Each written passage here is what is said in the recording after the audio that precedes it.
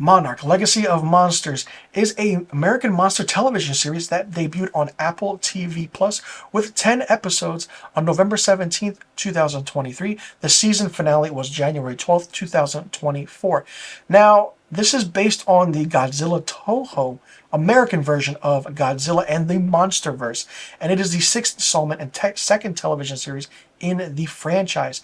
It follows the events of Godzilla 2014, and it also follows members of Monarch, an organization as they encounter Godzilla and the monsters called Titans across half a century. Now, the show stars Wyatt and Kurt Russell playing the same character of Lee Shaw in different time periods. Wyatt Russell plays the younger version of Lee Shaw. Kurt Russell is the older version of Lee Shaw. After, I want to say, episode 5, things got really, really fun. And you're thinking to yourself, how does this connect to the Monsterverse? Well, it does. We see episodes and the events of what happened in Godzilla with his attack on San Francisco. If you've seen that movie, then you know exactly the scenes. Some are archival scenes. Yes, that's fine. We understand it. But it goes back and forth with the 1950s, the 1940s, 2013, 2015, 2023. I mean, it's interesting how, or 2017. It goes back and forth, but it's done in a way where you're surprised to see characters from the Monsterverse appear. John Goodman's character as our older Bill Randa, he reprises his role from Kong Skull Island. And Anders Holmes plays a young Bill Randa. Then you're like, what's happening with the aspect of the action? Well, you are surprised to see that all these Titans that we've never heard of appear in this show. And it's absolutely amazing. Yes, Godzilla is in it for maybe certain aspects in certain episodes. But once after the 5th episode is finished, episodes 6, 7, 8, 9, and 10, holy shit. This is what you want from a Monsterverse show. Now, Wyatt Russell and Kurt Russell do bring a different dynamic when certain things are happening. There is a nice little edit which really, really stayed with me where we see a kind of young Lee Shaw, and all of a sudden it transcribes and fades into an older Lee Shaw. Probably one of the best editing I've seen in a television series. Not only that, each episode is its own where it runs between 40 to 50 minutes long. Not long at all. Very, very easy binge watch. And I'm very surprised that Apple TV Plus picked it up. Like, I did not expect that at all. Well, they have a hit on their hands. And when you see aspects of what's going on, yes, this is connected to the Monsterverse. Even Godzilla Kong, the movie, Kong Skull Island, Godzilla 2014, and even Godzilla Kong New Empire.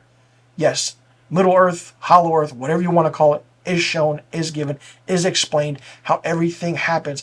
Really curious to see if this was a one-off, because, like, will we get a second season? Or was this just introducing to go into the new movie that's coming out in 2024? Like, this was fun. I did not expect it.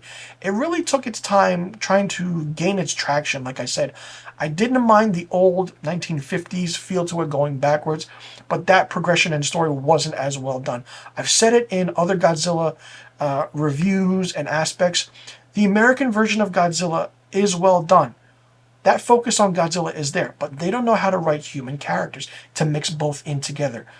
The Japanese Godzilla films know how to write human characters and Godzilla and mesh it, and it's blended well together. But with this, they kind of took parts of the Japanese version where they kind of take from the emotional aspect of the human characters and also Godzilla. Yes, you want to watch this for Godzilla, that's fine.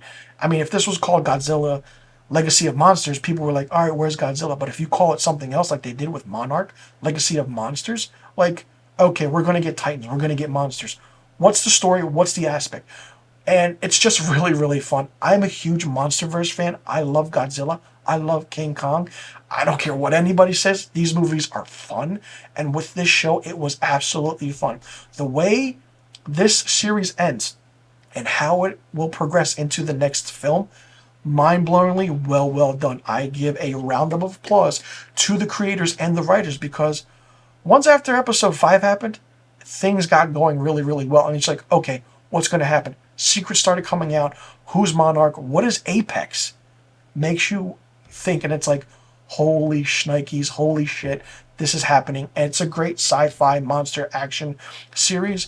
And if it doesn't get a second season, I'm fine with it, because this was really well done and it's absolutely mind-blowing. Especially with Kurt and Wyatt Russell. Loved it. And I mean, Kurt Russell in a Godzilla show or movie, what more could you want?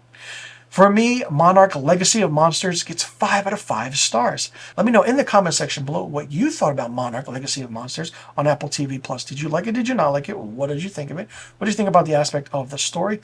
Where in this season did you see then things that started to get better? Was it after a certain episode? Or did you think that the show took too long to get to the point? Did you like seeing the Titans, the monsters? How do you think this will play into the Monsterverse? Are you happy that they made a TV show that is kind of connecting everything with Godzilla and Kong? Or do you think they could have done something differently? And do you think we got enough of Godzilla in this show just to whet and feed our appetite? Let me know in the comment section below about all the questions I just asked. And be sure you click that subscribe button and hit that notification bell for new movie and TV reviews on my channel. I will see you all in the next review video. I'm Mr. Filmstock, and thank you so much for tuning in.